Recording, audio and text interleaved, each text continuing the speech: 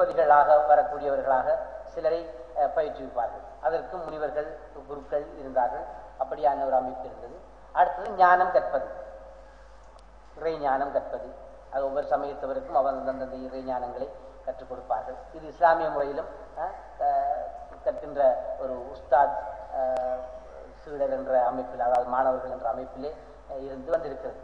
திடீரென்று இது மாற்றமாக்கப்பட்டு பாடசாலைகள் அப்படின்னு சொல்லி அமைப்பு எல்லா நாடுகளிலும் வந்திருக்கிறது. இது எப்படி வந்தது? ஒரே சட்ட அமைப்பு. முன்பெல்லாம் சட்டம் என்று சொல்லும் போது அரசன் சட்டம் போடுவார், அதன் நீதிபதி அதனுடைய சட்டங்களுக்குரிய குழப்பங்களை தீர்த்து வைப்பதில் முனைவார். அவர் நீதிபதிக்கு மிக கடுமையான ஒரு பவர் இருந்தது. எப்படி என்று சொன்னால், அவர் தன்னுடைய ஹிக்மத் என்று சொல்லி அரபில் சொல்லுவார்கள், அதாவது ஒரு யுக்தியின் அடிப்படையில், தன்னுடைய யுக்தியின் அடிப்படையிலே சில விஷயங்களை செய்து அதன் மூலமாக தீர்ப்பு வழங்கக்கூடிய ஒரு ஞானமும் கூட அவர்களுக்கு இருந்து அந்த பவரும் அவர்கள் கொடுக்கப்பட்டிருந்தது. உதாரணமாக சொல்ல போனால், நாம் கேள்விப்பட்டிருக்கிறோம் சில நீதி கதைகளிலே கூட, நீதிபதிக்கு அரசன் மாறுவேடத்திலே வந்து கொண்டிருக்கிறார். அவர் இரவிலே அரசன் மாறுவேடங்களிலே போகும்போது ஒரு வழிப்போக்கன் குதிரையிலே என்னையும் ஏற்றிக்கொண்டு செல்லுங்கள் என்று சொல்லி போகும்போது இவர் ஏற்றிக்கொண்டு வர இடையிலே வைத்து இந்த குதிரை என்னுடையதான் என்று அவன் வாதிடுகிறான். இப்ப அரசனுக்கு மாறுவேடத்தில் இருக்கிறார், தான் அரசன் என்று சொல்லினால் பிரச்சனை தீர்ந்திருக்கும். ஆனால் அவர் நீதி உள்ளவர், அவர் அதை சொல்லவில்லை. நீ இப்படி சொல்லுகிறாயா, சரி வா நீதிபதிக்கிட்ட போவோம் என்று சொல்லி நீதிபதிக்கிட்டே போனால், நீதிபதி ரெண்டையும் விசாரித்து பார்க்கிறார். இவர் இருக்கிறார், இவர் வெள்ளைங்கிறார், இவர் யாருன்னு தெரியாது. ரெண்டு பேரும் சரி உங்களுடைய மீதியை நான் நாளைக்கு சொல்லுவேன், குதிரையை கொண்டு போய் தொழுவத்தில் கட்டுவோம். அங்கே நீதிமன்றத்தில் உள்ள தொழுவத்தில் குதிரையை கட்டி ஆயிற்று, நாளைக்கு வாருங்கள். அடுத்த நாள் வருகிறார், இருவரும் வருகிறார்கள். வந்து தொழுவத்தில் இருக்கிற குதிரையை முதல்ல அரசனாக மாறுபடத்தில் இருந்தவரிடம் கூட்டிக் கொண்டு போய் நீங்கள் உங்களுடைய குதிரையை காட்டுங்கள் என்று சொன்னால் அவர் சரியாக அந்த குதிரையை காட்டுகிறார். பிறகு அவர் வந்ததன் பின்னால் அவனை கூப்பிட்டு, வழிப்போகனை கூப்பிட்டு உன்னுடைய குதிரையை காட்டினால் அவனும் அதே குதிரையை காட்டுகிறான். திரும்பி வந்து இது உங்களுடைய குதிரை தான், இதை கொண்டு போங்கன்னு சொல்லி அரசனிடம் கொடுத்து அனுப்புகிறார். அப்ப அரசன் அவருக்கு இது உன்னுடைய இல்லைன்னு சொல்லி அதுக்குள்ள தண்டனை கொடுத்தாங்க. அந்த வரலாறு இருக்கிறது. அப்ப அரசன் கேட்கிறார், நீங்கள் எப்படி இவருடைய நீதியை அவர் மெச்சுகிறார், மெச்சி எப்படி நீங்கள் என்னை கண்டுபிடித்தீர்கள் சொன்னால், மிகவும் இலகுவான வேலை. உங்களை காட்ட சொல்லும் போது அங்கே குதிரை கிட்ட போகும்போது உங்களுக்கு அது வாழையாட்டி ஒரு சந்தோஷத்தை வெளிப்படுத்தியது. வழிப்போக்கன் செல்லும் போது அது கொஞ்சம் முனகி தன்னுடைய வெறுப்பை வெளிப்படுத்தியது என்று குதிரையினுடைய நீதியையே இவர் செயல்படுத்துகிறார். இன்றைய நீதிபதிகள் அதனை செய்ய முடியாது.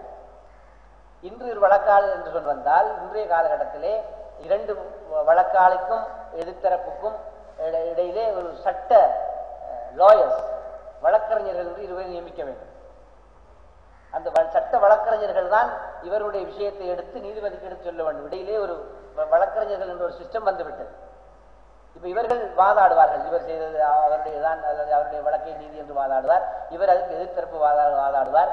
இப்படி இரண்டாவற்றையும் கேட்டு அதற்குரிய ஆதாரங்கள், போக்குவரத்துகளை இவர்கள் தான் கொண்டு வருவார்கள். அதுக்கான சாட்சிகளை இவர்கள் தான் கொண்டு வருவார்கள்.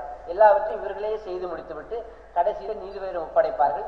நீதிபதியும் கடைசியில் ஒரு முடிவொன்று எடுக்க வேண்டும் என்று சொன்னால் அவரும் தானாக முடிவெடுக்க முடியாது. இந்த முடிவு எடுப்பதற்கு சில வழக்குகளிலே தானாக முடிவெடுக்கக்கூடிய அமைப்புகள், சிறிய வழக்குகள் இருந்தாலும் மிக முக்கியமான கொலை வழக்கு போன்ற விடயங்களிலே ஜூரிகள் என்று சொல்லி ஒரு கூட்டம் இருக்கும். அந்த ஊரிலே உள்ளவர்கள், அந்த அமைப்பிலே இருப்பவர்கள் வந்து இந்த வழக்குகளில் விஷயங்கள் அவர்களும் கேட்டு அவர்கள் நீதிமன்றத்திலே ஒரு பக்கத்திலே இருப்பார்கள். கடைசியில் எல்லாத்தையும் கேட்டதுக்கு பின்னால் இவர் குற்றவாளியா என்று முடிவெடுப்பது அந்த ஜூரர்கள் தான். ஜூரர்கள் எடுத்த முடிவைத்தான் நீதிபதி அறிவிப்பார். நீதிபதிக்கு எந்த விதமான இந்த விஷயத்திலே அதிகாரம் இல்லாமல் ஆகிவிட்ட ஒரு சட்டம் இப்பொழுது வந்திருக்கிறது. இது உலகம் முழுக்க பரவி வருகிறது. இது எப்படி வந்தது? இதனுடைய அமைப்பு என்ன? அதே போல ஒரே நீதி அமைப்புரை, கோர்ட் லாயர்ஸ் நான் சொன்ன விஷயங்கள், ஒரே சட்ட அமைப்புரை, போலீஸ் ஆமி என்ற அமைப்புரை, ஒரே மருத்துவ முறையிலும் பல மாற்றங்கள் ஏற்பட்டுகின்றன. முன்பெல்லாம் நாட்டு வைத்தியர் என்று சொல்லி ஒரு அமைப்பு தான் இருந்தது. மக்கள் அதனுடைய சென்று செல்வார்கள். இப்பொழுது ஆங்கில வைத்திய முறை வந்திருக்கிறது. அது எல்லா உலகத்திலும் பரவிக்கொண்டு வந்திருக்கிறது. இது எப்படி வந்தது? அது சரி பிழை என்பது அல்ல. நல்ல விஷயங்களும் வந்திருக்கிறது, இல்லாத விடயங்களும் வந்திருக்கின்றன. ஆனால் இது கேள்வி என்னவென்றால், இது எவ்வாறு முழு உலகத்துக்கும் ஒரே அமைப்பாக பரப்பப்பட்டது என்பதுதான். அதே போல ஒரே பொருளாதார அமைப்பு, முன்பெல்லாம் காசு என்று சொன்னால் திருகம், மற்றபடி தங்கம், வெள்ளி என்கின்ற முறைகளில் தான் காசுகள் இருந்தது. அப்புறம் அரசர் ஒவ்வொருவரும் அதனுடைய தன்னுடைய சின்னத்தையும் பொறுத்து அந்த தங்கத்திலே வைத்துக் கொள்வார். தங்கம் தான் காசு. அரசன் போய் அரசனை புகழ்ந்து பாடினால் ஏதாவது செய்தால் அரசன் அள்ளி கொடுப்பது தங்கம், வெள்ளி, மாணிக்கம் இப்படியான பொருட்களை, பெருமதியான பொருட்கள் இருந்தது. அவைகள் தான் பணம் என்ற ரீதியிலே இருந்தன. பிறகு வெண்கலம், வெள்ளி என்று சொல்லி உலோகங்கள் தான் பணமாக இருந்தது. திடீரென்று கடந்த ஒரு 100 வருடங்களுக்கு உட்பட்ட காலத்திலே தான் தாள் காசு வரப்போம்.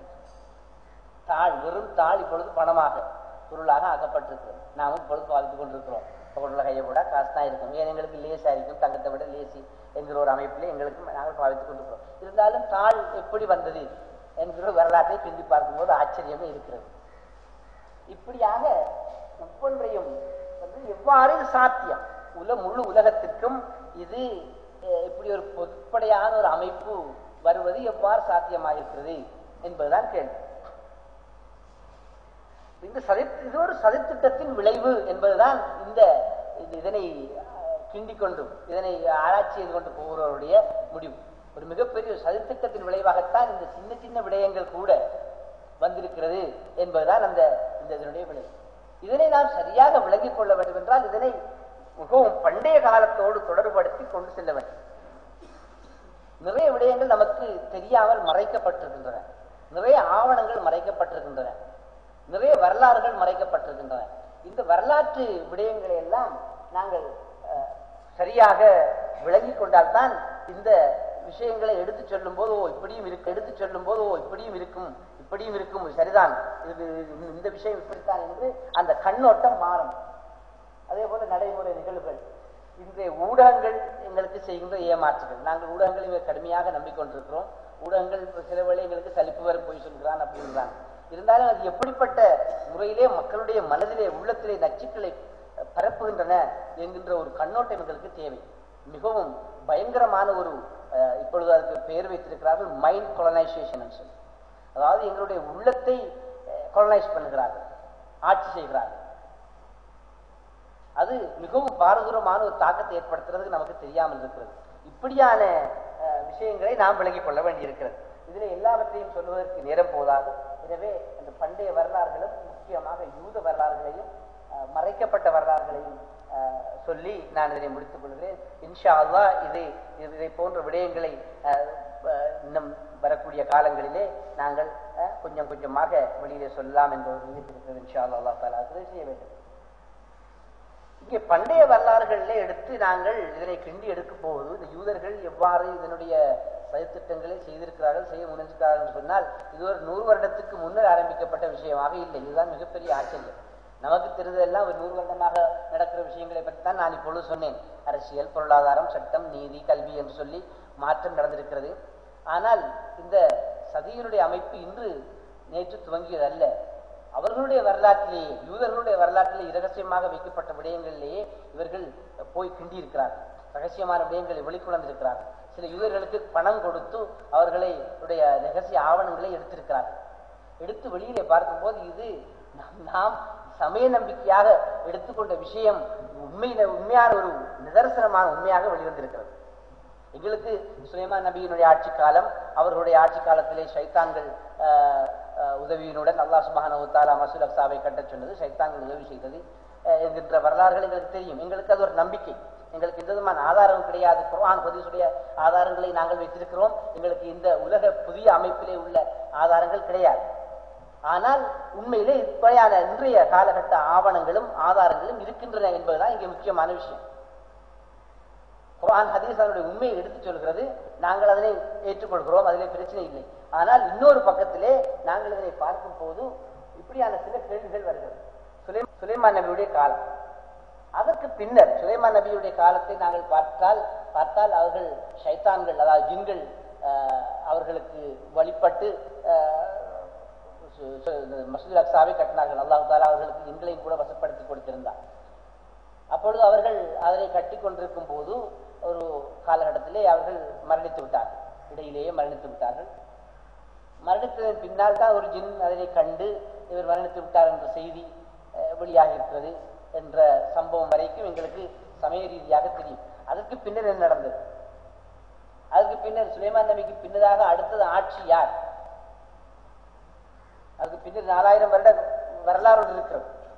ஈசா அலைஹிஸ்ஸலாத்து வஸ்ஸலாம் அவர்களுடைய காலம் 2000 சொன்னா அதிலிருந்து 2000 1967 ஏதோ ஒரு சில கணக்கொண்டு எல்லாமே ஆவணங்கள் மூலமாக வெளியாக இருக்கிறது.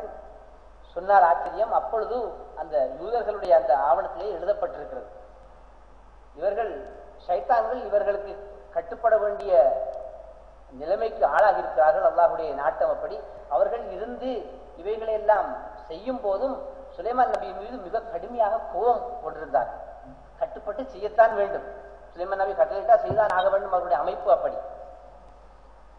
ஆனாலும் இவர் எப்பொழுதும் மரணிப்பார், எப்பொழுது நாம் இதனை விட்டு நிறுத்திக் கொள்ளலாம் அல்லது இதனை அழித்து விடலாம் என்கின்ற ஒரு கண்ணோட்டத்திலே தான் அவர்கள் இருந்திருக்கார்கள். இருந்தாலும் அதே நேரத்திலே சுலைமான் நபி அலைஹிஸ்ஸலாத்து வஸ்ஸலாம் அவர்களுக்கு தெரிந்திருக்கிறது, அவர்கள் தன்னுடைய மரணம் கூட இவருக்கு தெரியக்கூடாது என்ற நிலையை அல்லாஹ்விடம் கேட்டிருக்கிறார்கள். அந்த வரலாறுகள் இருக்கின்றன. பின்னர் தான் இவர்களுக்கு தெரிய வந்து மரணத்தின் பின்னால் மஸ்ஜிதுல் அக்ஸா, அதாவது அவர்கள் கட்டிய இவர்கள் இந்த சதித்திட்டவாதிகள் அதனை தங்களுடைய இடமாக இப்பொழுது சொல்லிக் கொண்டார்கள். அவர்கள் சொலமன் டெம்பிள் என்று சொல்லுவார்கள். சொலமன் டெம்பிள் ஆஃப் சொலமன், சுலமானுடைய கோயில். இதனை ஷைத்தான் கைப்பற்றி கொண்டான். ஷைத்தான் கைப்பற்றி கொண்டு அதனுள்ளே இருந்து கொண்டு அதில் சில வசனங்கள் குர்ஆனிலே இருக்கின்றன. அதனை இப்பொழுது அதனை ஆராய்ச்சிகள் செய்து கொண்டு வரும்போது முஸ்லிம்கள் அதனை எடுத்துக்காட்டதாக குர்ஆனிலும் இந்த வசனங்கள் இருக்கின்றன என்று ஷைத்தான் ஆட்சியை எடுத்துக்கொண்டு யூத உலமாக்கள் இருந்தார்களே அவர்களிடம் சில பேச்சுக்கள் கொடுத்து அவர்களை தன்னுடைய நிலைமைக்கு மாற்றிக்கொண்டார்.